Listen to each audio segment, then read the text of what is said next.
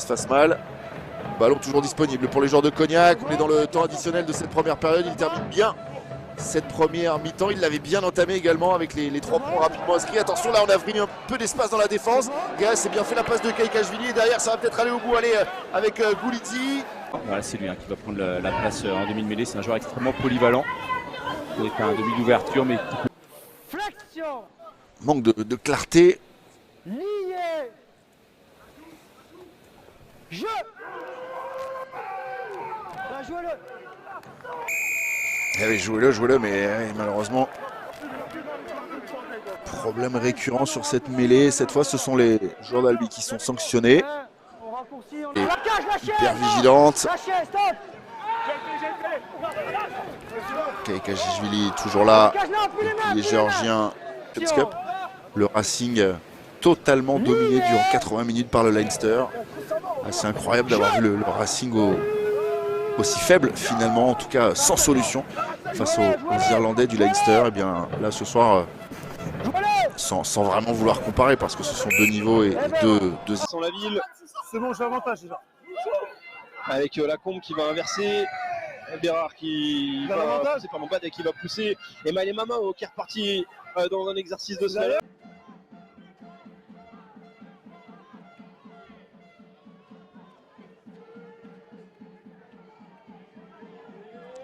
En infériorité numérique, où les joueurs de Cognac, dynamique, les joueurs niçois qui gagnent du terrain à l'impact. Attention à ne pas venir trop sur le côté, l'arbitre qui va faire le tour pour voir ça.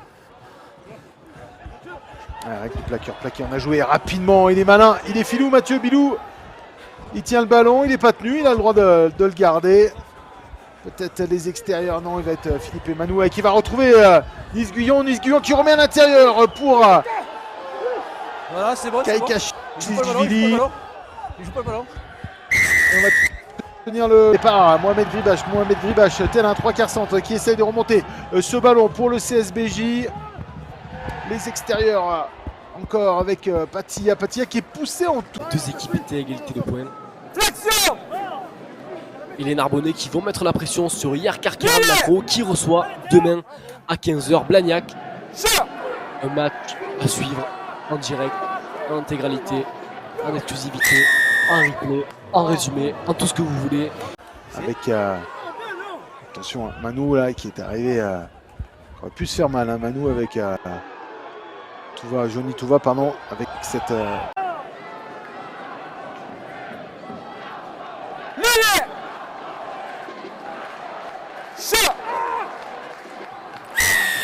On centre Touaille, il était attendu l'ancien Toulonnais et il est stoppé à 5 mètres de la ligne d'en but. D'Auvergne qui va redéployer ses troupes avant de relancer et d'envoyer les gros.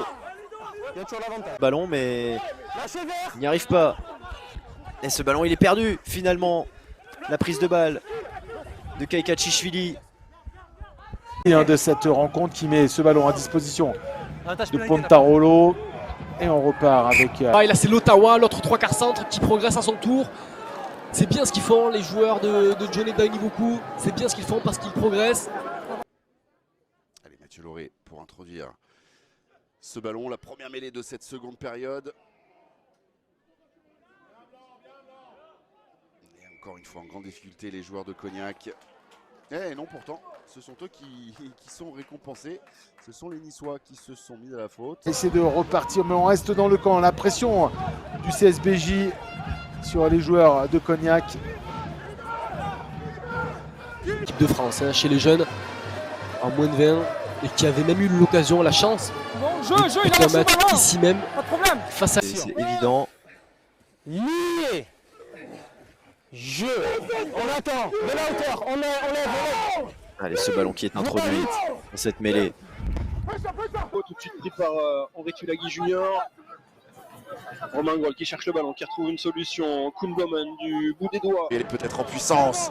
Oh, attention avec ses déblayages, il est toujours disponible. Kaikashvili, le Géorgien qui se retourne. Baudon qui demande aux joueurs là de... Flexion. Lié. Introduction donc pour Bourgoin, c'est reparti. On va repartir en construisant avec Boutin. Numéro 19 qui est entré aussi du côté d'Albi. Les remplaçants qui veulent s'illustrer. Comme Qui est récupéré par Nost. Ok. 7 et le 16, nouvel avantage. Lié. Je.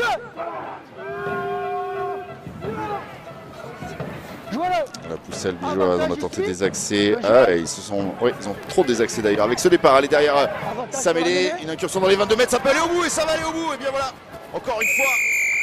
Terminé au niveau des demi-finales, perdu contre Massy. C'est bon.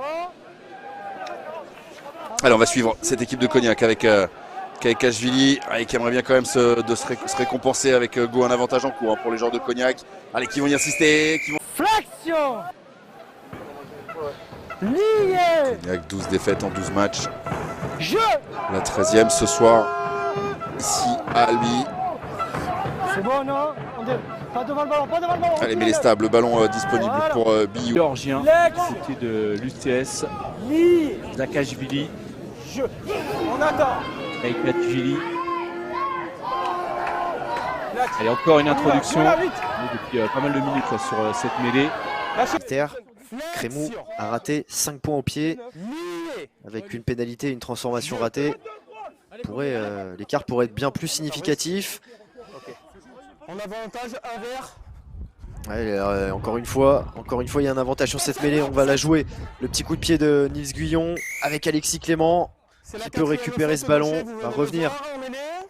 Allez, et Lukadik par contre cette fois c'est sa 3e en mêlée. C'est un nouveau carton jaune. Ce match il est cauchemardesque pour Suresnes. Au quart d'heure ils menaient 14-0. Ils étaient à un essai du bonus offensif. On entrevoyait déjà quasiment le top 6. Lukadik et Cobb d'un jaune et désormais ils sont à 13 les Suresnois parce que Gaëtan Robert n'est évidemment toujours pas revenu sur le terrain.